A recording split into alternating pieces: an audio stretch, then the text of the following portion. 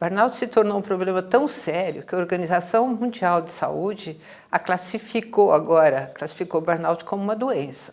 Mas eu quero falar um pouco a origem desse termo, né, e por que está tão importante hoje em dia.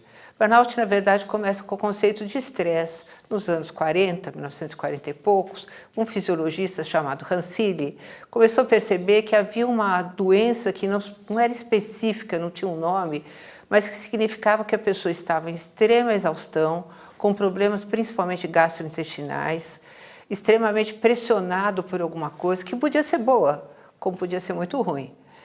Aí ele designou essa síndrome como síndrome de adaptação geral, que em inglês dá o termo estresse.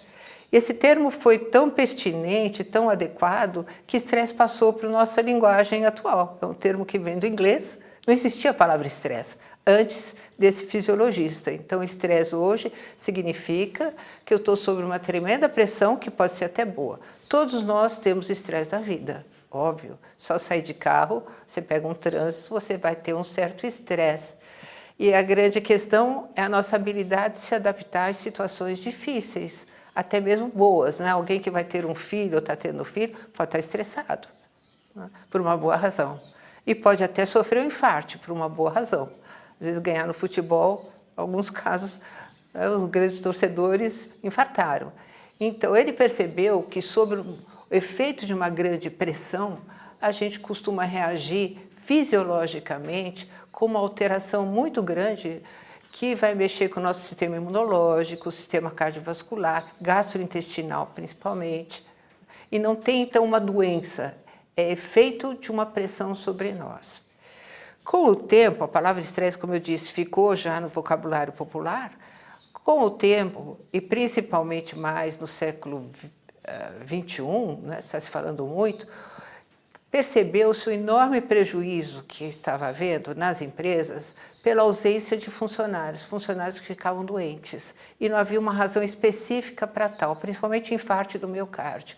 Então começou a ser um lugar comum o número de empregados que faltavam ou que não conseguiam realizar suas tarefas e eles não sabiam por quê. E aí começaram a detectar uma evasão do trabalho, faltas permanentes, consistentes, né? Você tem licença médica, fica um tempo, cai de novo. Um desinteresse das pessoas pelo próprio trabalho. Às vezes um funcionário excelente, que levava trabalho para casa, trabalhava, não tirava férias porque queria ser aquele funcionário, esse funcionário de repente parava, se desinteressava, não conseguia acordar, se desinteressava pelas tarefas, não conseguia mais realizá-las adequadamente. Então começaram a perceber uma síndrome, que foi recebendo o nome de burnout, quer dizer, aquele que está queimado, né? Tão queimado que explodiu. Burnout, em inglês, significa queimar até o fim. Na verdade, o que eles querem dizer é uma pessoa que se consome de dentro para fora. É isso que significa em inglês. E a síndrome de burnout é uma síndrome de esgotamento físico, de exaustão. É um estresse crônico que o paciente vai sofrendo e desenvolve sintomas físicos, mentais e comportamentais, em função de trabalho que demanda muito, de chefes muito críticos, de pessoas que não conseguem estabelecer limites claros entre o trabalho e a sua vida pessoal. Tem gente que acredita que é o mal da modernidade, é o mal do século. Na verdade, ele acomete muitos profissionais da saúde, enfermeiros, médicos, professores, bombeiros, carcereiros, gente que trabalha em presídio. Então, na verdade, médicos e enfermeiros há muitos anos são acometidos de burnout, mas é um termo cunhado nos Estados Unidos em 1974. E tem escritores que acreditam que a modernidade piora o burnout, que ele já era uma síndrome que existia antes em profissionais da saúde, principalmente por conta do perigo de lidar com morte e vida no dia a dia, turnos exaustivos, mas que piorou muito, aumentou muito a incidência com as condições atuais de trabalho. A tecnologia pode ser um dos fatores. Pessoas que não se desligam do Instagram, por exemplo. O Instagram ele pode ser usado para lazer ou para trabalho. A analogia de uma faca que pode cortar o alimento e te alimentar, ou pode cortar a sua garganta e você morrer. Não dá para dizer que sejam as redes sociais as culpadas, mas o jeito que as pessoas usam as redes sociais. Na verdade, as pessoas que vão ser vítimas da síndrome de burnout, elas têm fatores genéticos e ambientais também. Então, fatores genéticos eles criam uma personalidade propícia para que certas pessoas desenvolvam burnout. São pessoas que não conseguem dizer não, que não são assertivas, que têm uma tendência, que são mais sensíveis. Fatores ambientais, que são chefes muito críticos, trabalhos com muita responsabilidade de turnos, muitas horas trabalhadas. Então, são múltiplos fatores, como dá para a gente perceber. Não dá para acusar só redes sociais, elas são um pedaço de uma fatia de um bolo. Burnout, a princípio, ficou designado principalmente para o trabalho, mas a gente pode depois falar sobre outras situações de pessoas que não trabalham e também estão em burnout. Mas o burnout, basicamente, você percebe um colega ou você se percebe desinteressado pelo trabalho, desmotivado, você para de criar coisas, você fica na repetição, começa a errar, fazer erros bobos que você nunca fez na vida. Acordar de manhã, meu Deus, hoje é segunda-feira, pesadelo, domingo à noite já começa a passar mal. Então, total desinteresse pelo que faz, ele se arrasta no trabalho, começa a atrasar nas tarefas, ser muito menos eficiente do que era. A irritabilidade é um dos sintomas de burnout. A pessoa fica irritada com os colegas, se alguém pede mais alguma coisa, a pessoa começa a explodir. Ou às vezes tem crise de choro, nem sabe por que está chorando, vai chorar no banheiro, porque não pode chorar na empresa. Então a pessoa começa a ficar muito frágil e às vezes vai explodir no trânsito. Você nem sabe por que a gente tem visto nas situações do trânsito injustificáveis, explosivas, não tem nada a ver com a situação em si, mas você reage muito mais a pequenos estímulos de uma forma muito mais agressiva e violenta, porque você está por aqui, você está saturado. Então, é principalmente a falta de motivação, a passividade, insônia, é muito o resultado do burnout. E isso vai estourar também no corpo, claro, nós somos um ser integrado, não é? Então, a pessoa vai começar a ter queixas respiratórias, o sistema imunológico baixa muito, sobre estresse, principalmente quando eu tenho uma situação estressante, meu sistema imunológico, de princípio, reage mais, porque eu estou sentindo que eu estou sendo invadida por algo estranho. Então, eu fico muito ativa, meu sistema imunológico fica ativo. Depois de algum tempo sobre estresse, meu sistema imunológico cai. Então, eu fico muito mais vulnerável a qualquer infecção. Então, a pessoa começa a ter resfriados constantes, mais vulnerável a outros tipos de vírus, bactérias, uma doença atrás da outra. A pessoa não consegue mais se recuperar, ela se sente fragilizada, vulnerável. Às vezes a pessoa chora, nem sabe por que está chorando, ou briga com a família, briga com o cachorro e os filhos, também sem nenhuma razão. Em geral, as pessoas levam para a família, não explodem lá, já que não pode explodir no trabalho. Tanto mulheres quanto homens. Então, o burnout é uma síndrome muito séria que precisa realmente ser cuidado, porque o prejuízo individual para cada um disso é muito grande. As pessoas, às vezes, abandonam tudo, às vezes abandonam uma profissão muito interessante, porque não aguentam mais o trabalho. Às vezes, se dedicaram tanto, a gente pode falar das causas, né? E não se sentem recompensados por isso, e começam a largar tudo, abandonar, ver que não dá mais conta, e você chegar à conclusão, não dou mais conta, é muito difícil, porque isso significa que ou você vai mudar de profissão, ou você vai largar seu emprego, alguma coisa muito grave vai ter que acontecer quando você chega em burnout. Não é fácil sair disso, precisa de um tratamento.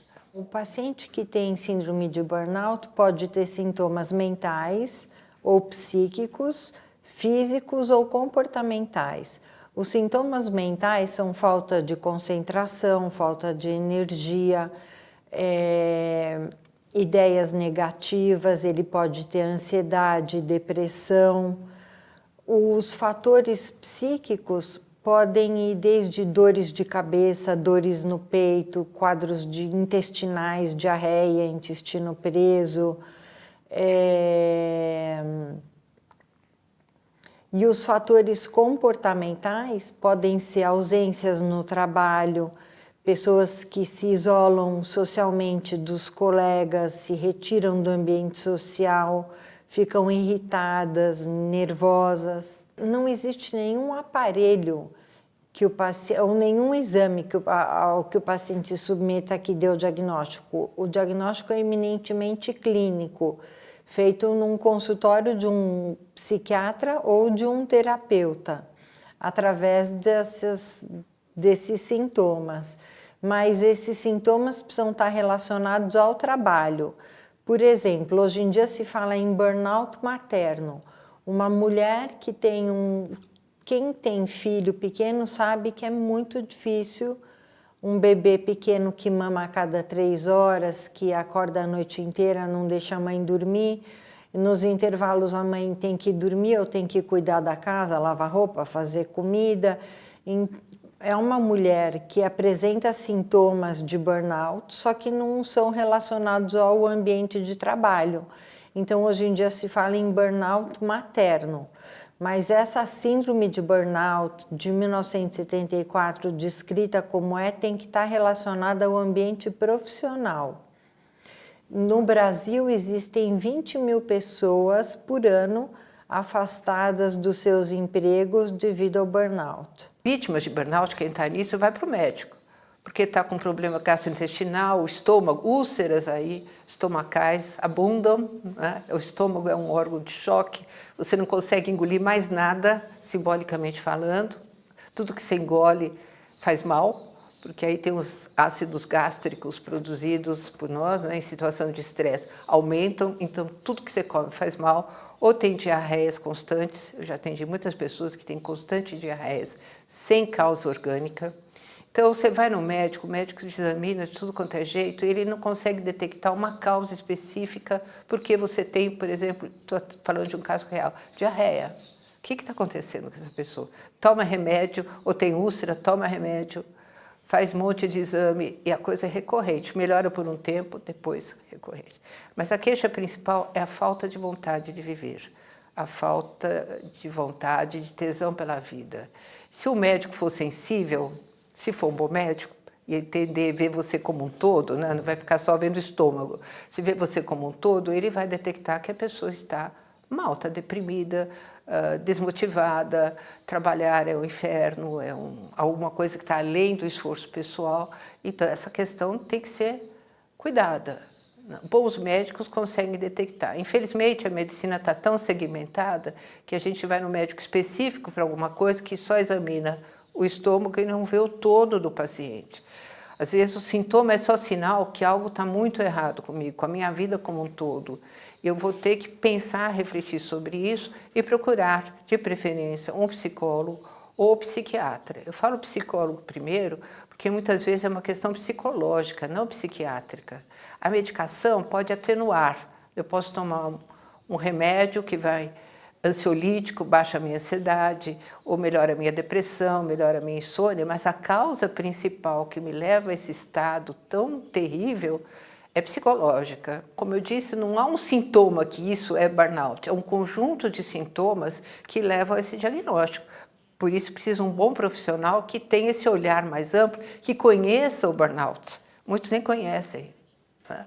Embora já faça parte do manual de diagnóstico pela Organização Mundial de Saúde. Então, quem conhece isso vai ver o conjunto de sinais. Então, você está em burnout. Eu posso dar um remedinho para o seu estômago, para a sua depressão, mas o conjunto está mal.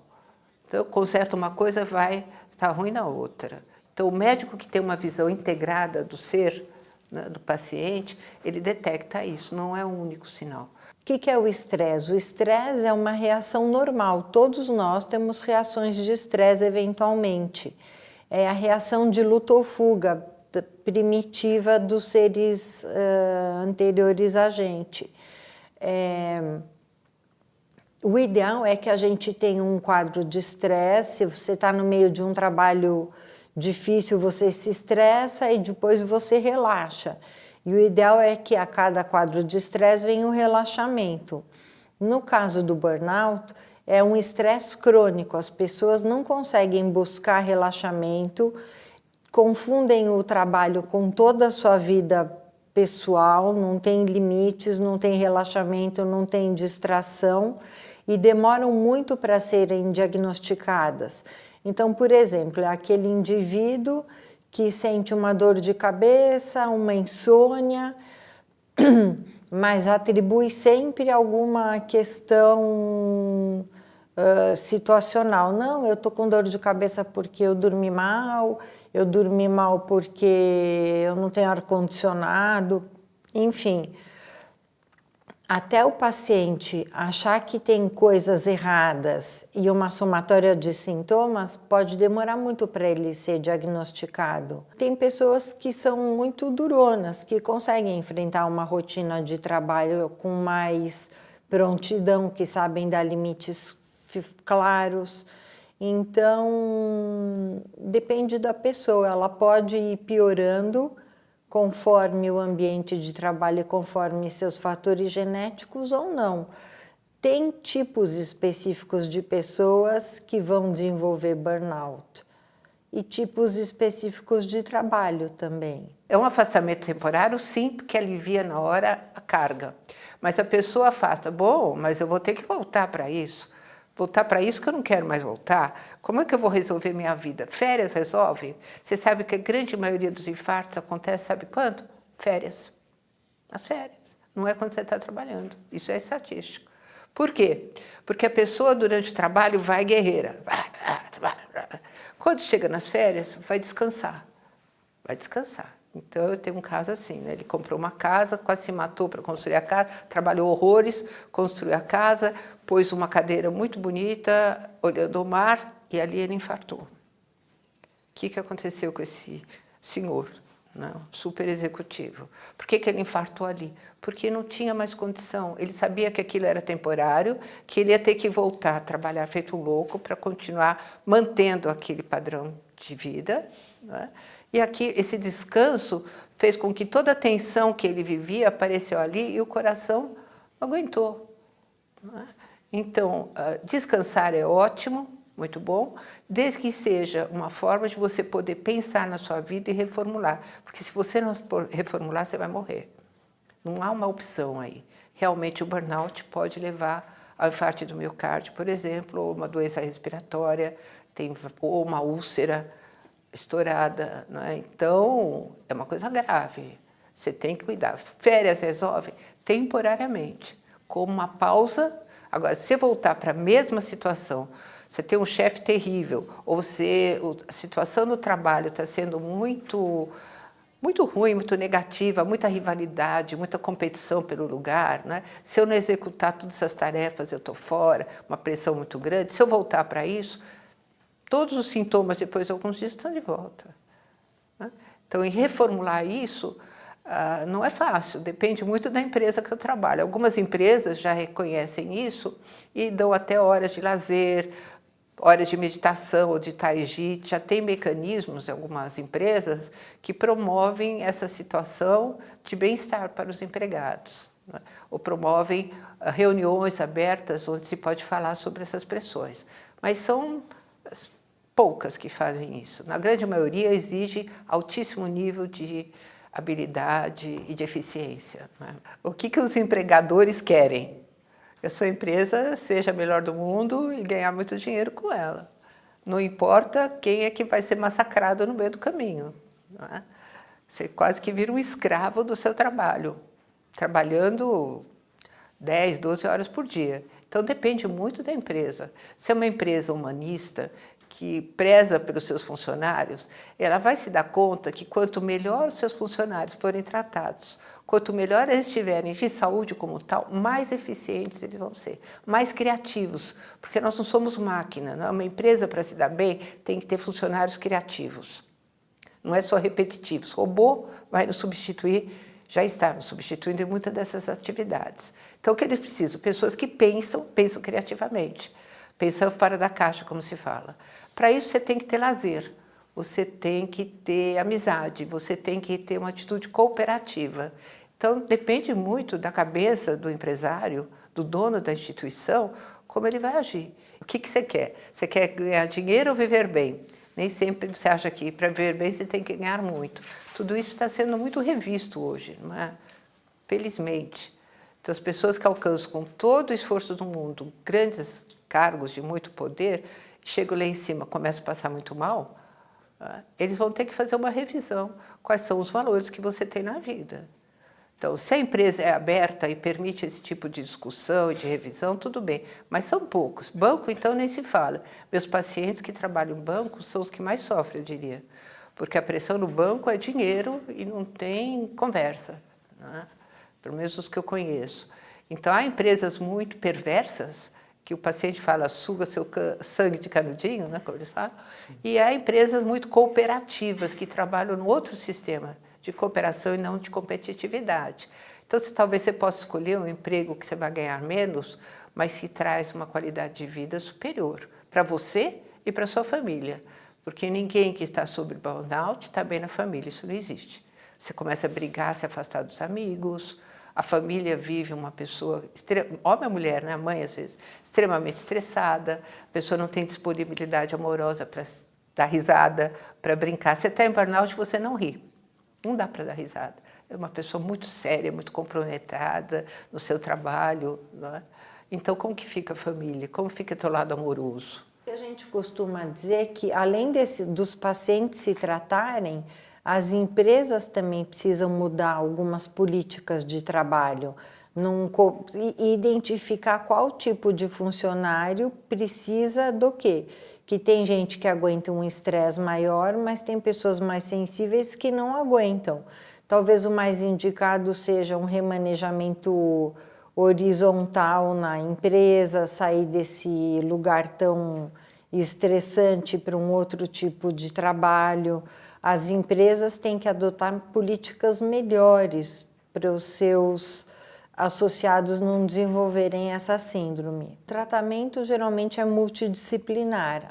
O psiquiatra pode medicar esses pacientes, geralmente com antidepressivos ou remédios que ajudem a dormir, e psicoterapias, geralmente na área cognitivo-comportamental, na linha cognitivo-comportamental, são psicoterapias que ensinam as pessoas a dizer não, a impor limites.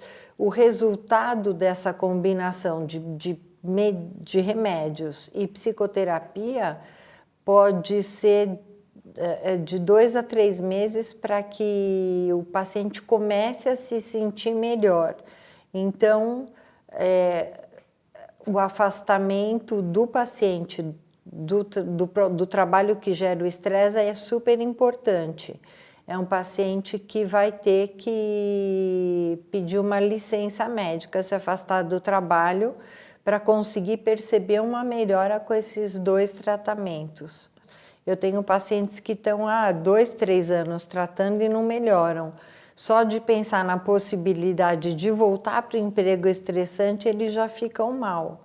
Então, sim, pode haver uma melhora em 2 a 3 meses ou pode ser um quadro mais difícil de tratamento. Tem um sintoma fácil. Você acorda segunda-feira de manhã, como é que você se sente? Ai, que gostoso, hoje eu vou passar um dia legal, vou fazer isso no meu trabalho, tenho uma tarefa, vou criar isso? Ótimo. Você acorda de manhã, ai, meu Deus, não aguento. Semana toda, hoje é segunda, tem que me aguentar até a próxima sexta-feira. Quando é que chega a sexta? Fica contando os dias. Você está no emprego, fica olhando o relógio toda hora, você já está mal, já não está funcionando. Não é? Quando o tempo passa rápido, é muito gostoso, você está fazendo coisas boas. Se aquele tempo enorme não passa, é sinal que você já não está bem no trabalho, já não está funcionando bem. Esse é um dos sintomas. Se você tem dores de cabeça constantes, enxaqueca, dor de estômago, você está com o seu sistema imunológico abalado, toda hora você sai de uma gripe e cai em outra. Você está vendo que você está cansado. Burnout é exaustão total, você está cansado. Sinal amarelo. Se você não respeitar o sinal amarelo, vai ficar vermelho. E algo muito negativo pode acontecer. Se você perceber que você está indo nesse caminho, que trabalhar é absolutamente aversivo, que você não aguenta mais seu chefe, seus colegas, seja lá o que for, sinal amarelo de novo. Você tem que dar uma parada, porque é ladeira abaixo, isso só vai piorar. Não vamos ter ilusão que se você aguentar mais um pouco, tem alguns que ficam esperando a hora da aposentadoria. Fico contando quantos anos demora para me aposentar. Que coisa pior que isso? Eu aguento mais um pouco, porque só falta alguns anos, depois eu me aposento. Eu vou ser feliz quando eu me aposentar. Quando eu ouço isso, eu fico arrepiada. Não, você vai ter que ser feliz agora. O sonho da aposentadoria é isso, né? Não vou mais ter que trabalhar. Então tem alguma coisa muito errada se você começar a pensar dessa forma e tenha coragem de romper alguma coisa. Alguma coisa você vai perder, não tem ganha-ganha. Você vai romper alguma coisa, pode até perder salário, né? Diminuir seu salário, alguma reformula, ou falar com seus chefes, falar com a instituição. Alguma coisa vai ter que acontecer, algum protesto pertinente. Você vai ter que mudar algo, enfrentar o burnout, porque só vai piorar, não tem como melhorar. A prevenção é o reconhecimento precoce dos sintomas, dores de cabeça, sintomas físicos, insônias, alteração de apetite, ausências no trabalho. Então, é essa identificação precoce de sintomas e empresas que não sejam tão duras com os seus contribuintes e que possam identificar que aquela pessoa específica não é para aquele tipo de função e oferecer opções melhores. As pessoas precisam aprender a relaxar, a impor limites, não levar trabalho para casa, ter um tempo de descanso, ter atividades sociais prazerosas, relacionamento saudável com a família, descansarem no fim de semana. Acho que todas essas medidas juntas ajudam o paciente a não desenvolver a síndrome. Nesse âmbito do estressa e relaxa, a atividade física ajuda a relaxar, conecta as pessoas consigo próprias e também faz o cérebro funcionar num nível de endorfinas e neurotransmissores melhor.